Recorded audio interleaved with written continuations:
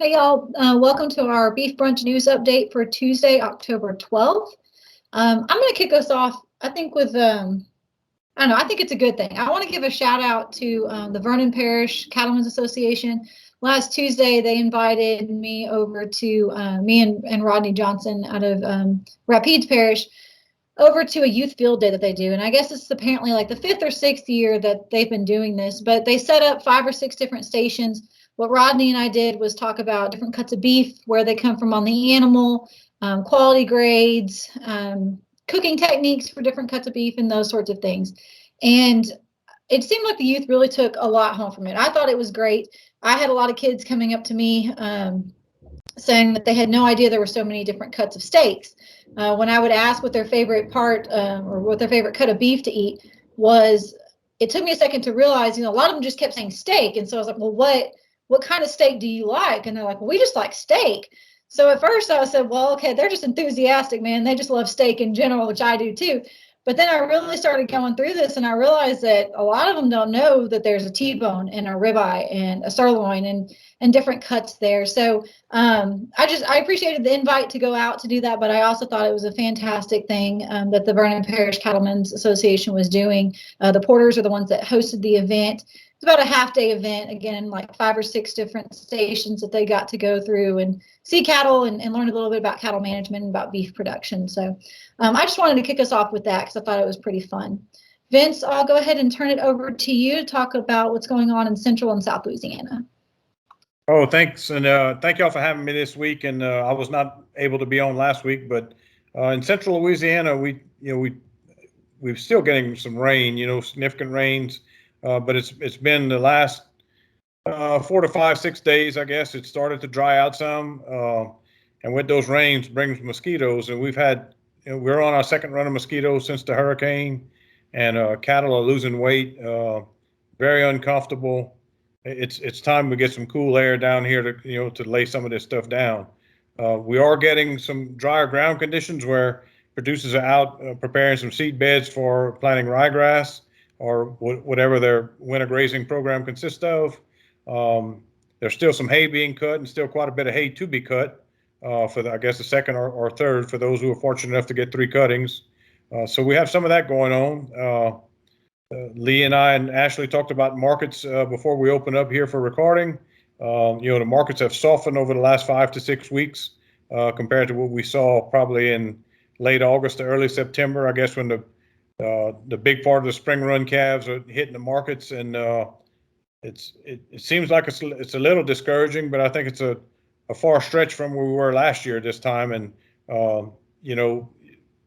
bringing a 5 weight calf to the barn and getting, in a $1.30 to $1.60 range, depending on quality and grade and frame size and what have you. We can somewhat live with that, and that's what we're going to have to live with. But with the increase of fuel prices and fertilizer prices continue to skyrocket, and most of that's associated with petroleum costs. So it's getting a lot of calls here lately on try to minimize or better manage some of our winter plantings concerning fertilizer use. And my advice to people that are trying to make cuts in that area is, if you don't plan to fertilize as much or like you have in the past, you can expect less grazing out of those plantings. So be cautious on how hard and how severe you want to cut your costs related to fertilizer prices. And of course, we got to take into consideration that the ryegrass seed prices are bouncing around $40 a 50. So we did some numbers a few weeks back at one of our programs with the beginner cattleman program, and we looked at it's going to run us probably in excess of $150 per acre in planting and fertilizing, to manage and maintain that winter planting this fall. So regarding going back to talking about hay, I don't think we're real short on hay at this point. I think when we get into the main feeding part of the season, we'll see some demand for that, especially as some of our fellow cattlemen down south that were close to the coast that had more rain didn't have the opportunity to get hay cut as central and northern part of the state did. I think there'll be some demand there. But going into it, I think everybody's pretty stable and has enough hay put up at this point in time. So that's about all I have right now, and hopefully we can get some cooler, drier weather in here to somewhat have a more of a normal fall. But it seems like summer's just dragging on, and there's a threat of rain today and again on Friday with a pretty significant front coming through, with they saying lows in the central part and southern part of the state in the 50s and possibly the upper 40s. So we definitely waiting for that wind chime to sing out of the north. Thank you. Yeah, I think we're expecting pretty much the same kind of weather pattern moving on through the week too. I know we were at the Hill Farm this morning working calves, and it was kind of cloudy and sprinkled a little bit to get started, but then it ended up being very breezy and very sunny. So Lee, if you don't mind going on into our Northwest region update as well, please. Thank you, Ashley. Glad to be here with you guys as well. Hot's been the word up here in North Louisiana for sure. Highs in the low 90s, and humidity crept back in. As Vince stated, it sure hadn't felt like fall. Felt like kind of a summer season, if you will. Really and truly, it's been mostly dry. We could have used a little rain. We had a storm system move through last night. Some of our friends got picked up some over on the western part of the state, and boy, the folks in North Texas and central Oklahoma sure caught it on some bad weather, which we will have this time of year. But we sure could use a little rain. I think, like Ben said, we got some in the forecast latter part of this week. Hopefully it'll turn a little bit cooler, but really and truly, as pasture conditions go, you step outside and walk into a pasture right now, you don't see it like this very often this time of year in this part of the country. More times than not, we're droughty this time of year. A lot of folks waiting on rains, try to freshen pastures up a little bit to cut that last cut in hay, and toying around with the idea of feeding some hay.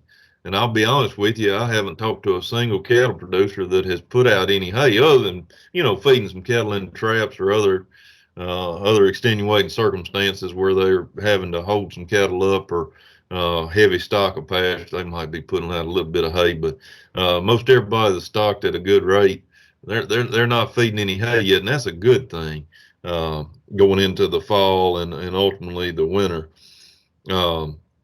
So summer pastures are looking really good. A lot of hay's being made still. I think most everybody I've talked to is they on the short rows of it.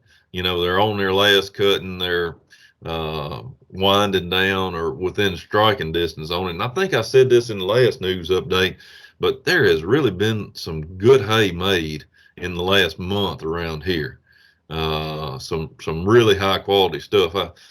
It's funny, we see some reports about armyworms up farther north into territory that's never seen armyworms, Iowa, Illinois, places like that. I really hate to say this, may jinx us, but armyworms in my corner of the world hadn't been just terrible the last few weeks. I mean, you still got some folks spraying, but it hadn't been the widespread outbreak like we've seen back in July and August, so on and so forth. With that being said, I was bathing some hay on my own place yesterday afternoon, looked over into another field, and I'll be dipped if there wasn't some armyworm damage over there, and I saw them getting cranked up. And a few cattle producers I've talked to, they're trying to get going with these winter plantings, trying to get some ryegrass drilled in, and what little bit of prepared seed beds still done in this part of the country, they're trying to get that going. But these armyworms are concerned, and if we kind of still drag on with this kind of warm, humid weather, they're going to be a concern until we can get some of those sweeping north winds, like Vince stated, to kind of tamp those little rascals down a little bit. But once again, something I want to remind folks on Vince had some good points on this fertilization. Boy, I've fielded so many questions in the last couple of weeks about litter. Chicken litter is what we're talking about. People using that to fertilize some winter pasture, trying to outrun some of these high nitrogen prices. But something that we need to be cognizant of whenever we're planting is, this green Bermuda grass and Bahia grass that we're seeing right now is a good thing for our cattle grazing, but it's not so good a thing for us trying to get some sod seeded grass in the ground. You know, you get an overburden of that summer grass, and it will choke out that young ryegrass if we're not careful. Talked to a couple of guys that are dinging the Bermuda grass with just a light rate of glyphosate, trying to knock it back enough to get the stuff drilled into. So you may have to look at doing some intensive grazing, haying, whatever it takes to remove that canopy, that thatch, I guess you would say, of those summer grasses to get down and give that ryegrass or wheat, whatever it is you're planting, a fighting chance. And of course, watch for the army worms. As Ashley stated, we've been working cattle by, I think I said this last time, and this is going to sound like a broken record, but boy, we have been working cattle just about every day for the last 3-4 weeks now. Been a lot of cattle worked, and of course, getting some cattle backgrounded and stuff. Fall calving is well underway for lots of producers. You're seeing some of these folks getting some fall calves born, and we talked about that. Boy, I can't bear repeating how much I like the fall calving system personally, but I'm not going to get on that soapbox again today. I will mention that coming up this week, we're really excited to offer a program that we started about 2-3 years ago now, and it's called the Cattle Pregnancy Determination Clinic. And this is something we only have once a year. We have it here at the Hill Farm. It's kind of unique. Nobody else does this that I'm aware of in our part of the world, but we bring in producers and we teach them all methods of determining pregnancy in their cattle herd.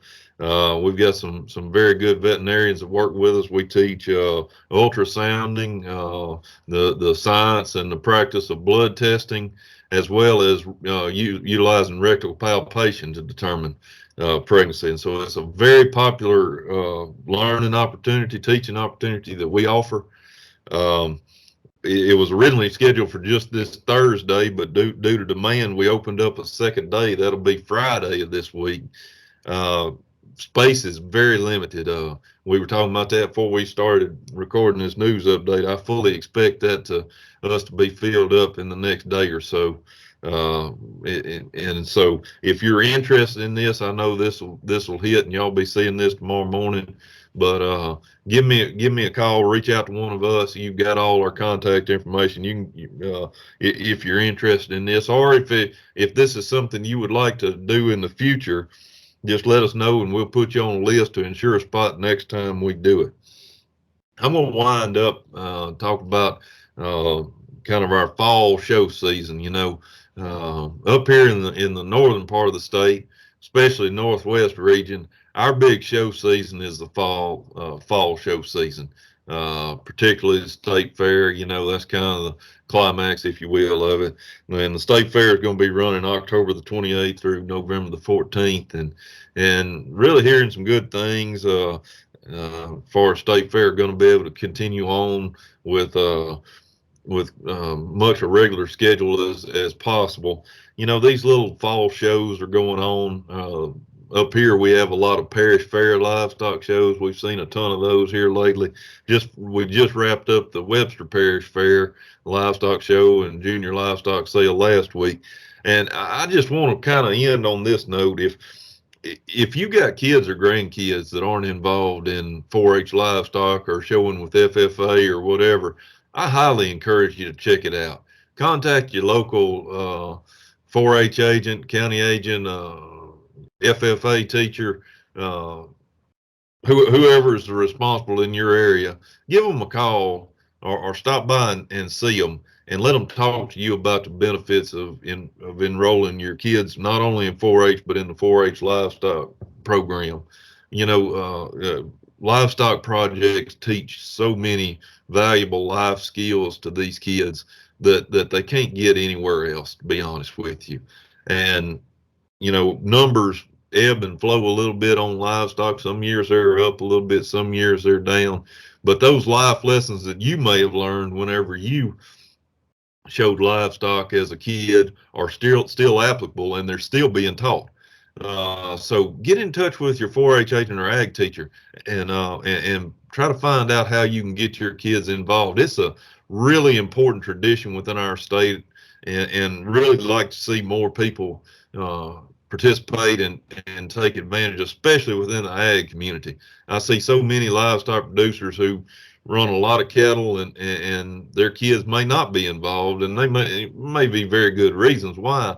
But gosh, Vince will tell you firsthand, you can incorporate youth livestock projects into a cattle operation very easily, and it can benefit both.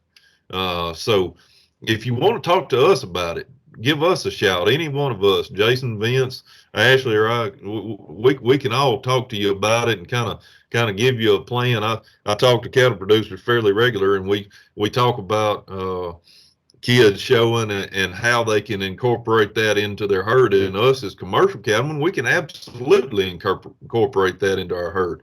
There's several different ways you can go to get your kids involved in a youth beef project and still make it work on your operation. So I'm going to end with that, Ashley. I've rambled long enough.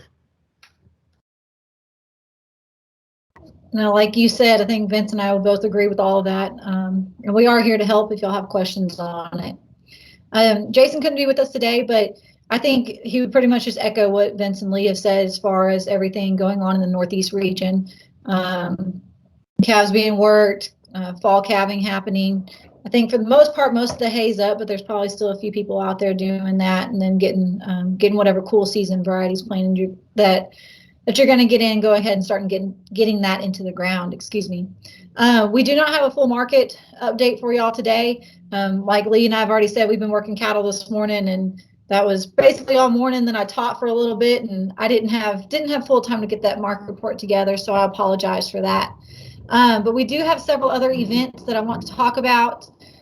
So the first I've already mentioned in our last news update is the Acadiana Cattle Producers Fall Field Day. This Saturday, October 23rd, from 8:30 to 1:30. It will be at the UL Lafayette Cade Farm. Registration starts at 8. They have information on herbicides and applications for weed control, soil fertility testing, forage fertilization, summer pasture fertilization response demonstration, chute side animal handling and BQA demos, beef carcass yields and marketing freezer beef, a cattle market update, equipment demonstrations, and then program updates from like Master Cattleman, Advanced Master Cattleman, Beginner, and Master Farmer as well. So if you want more information on that, we've got it on our social media pages. But if you want any more, you'll have my email in the video and podcast descriptions, and I can send you that flyer as well. The next event to talk about, let me back up. I'm going to go ahead today when this is being released. So Tuesday, October 12th is our monthly webinar. So we have Dr. Scaglia coming in and talking about planning grazing of winter annuals. I just realized I have a typo on the website. Planning grazing of winter annuals. And that's again going out live at 10:30 on today, October 12th. If you miss it, if you don't see this until later, it's always recorded. I'll get it up within the next week or so. Vince and Lee both talked a little bit about feeding as well, whether it's hay or grain or whatever. If you missed our last webinar, we had Mr. Andrew Granger talking about winter supplementation. That's already up onto the website and the YouTube channel if you want to go back and watch that as well. Next month, our webinar, Dr. Scaglia and I will come in and we will talk about bull management and commercial operations. And then in December, Dr. Gary Hay is going to come in and talk about selecting beef bulls for terminal crossbreeding programs. So those will be our last few webinars to round out the year. It's kind of crazy to say. I know we're in October, but it's kind of weird to think about that. Another live event that we have coming up, Dr. Scaglia is coordinating a grass-fed beef production workshop, beef production and marketing, excuse me. So production and marketing workshop for grass-fed beef that's going to be on November 16th from 9 a.m. to 4 p.m. At the State Evacuation Shelter in Alexandria. So he's got optimizing resources, talking about breed types and forage systems, transitioning over to a grass-fed beef system, marketing your calves, strategic alliances in the grass-fed beef industry, functions of grass-fed beef producers prefer for strategic alliances, and grass-fed beef attributes to talk to retailers and restaurants about that. There's also going to be a producer panel. So if you want more information on that, you can just, again, email me, contact me, and I'll send you that flyer, or Dr. Scaglia if you have his email as well. And then the last thing to mention, we've mentioned it several times before, but the registration is still open for Advanced Master Cattlemen. So Advanced Master Cattlemen is 4 workshops spread throughout the year. There's one in January, April, May, and September. You have to have successfully completed Master Cattlemen to register for Advanced Master Cattlemen. Those workshops are going to be at the Dean Lee Research Station and the State Evacuation Shelter there in Alexandria. Again, Dr. Scaglia is your contact for that, but you can email us and we'll put you in contact with him, or give you the online registration. You can also find that on our website as well. And I believe that's all that we have for y'all today. Thank y'all for joining us. Again, if you ever have any questions, need any of this information, please feel free to reach out to any one of us and we will help you with that. Other than that, we will see you back in a couple of weeks.